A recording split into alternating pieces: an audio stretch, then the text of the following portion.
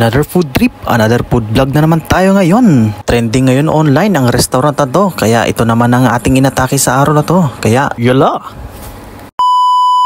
Kung taga-Alrega ka, alam kong pamilyar sa iyo ang hotel na to. Ito kasi sa first floor ng hotel na to, may nakatagong Filipino buffet na nagsiserve araw-araw. Andito pala tayo ngayon sa Dagat-Dagatan Restaurant. Pang-apat na beses na pala tayong kumain dito mga pre. Pero ngayon lang natin ito nakuhanan ng video at maiplex at maipakita naman sa inyo. Kasi naman, ang daming mga putahe nila dito mga pre. Tingin ko kasi sa mga food selection, more than 20 kasi ang pagpipilian mo mga pre. Hindi ito ang first time na kumain ako dito mga pre.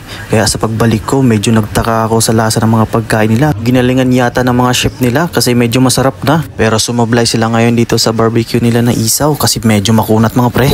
Open pala ang Dagat-Dagatan Restaurant araw-araw. Check mo na lang ang menu nila para may ideya ka. Ito yung bago sa kanila pre.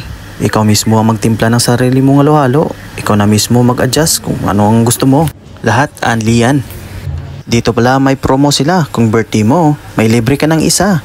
3+1. At may nakaset up na ng dekorasyon para sa birthday mo. Gusto ko ang ambience ng restaurant to mga pre kasi bungad parang napakaganda at ang lawak ng dining area nila. Hindi ka talaga magtatagilid dyan.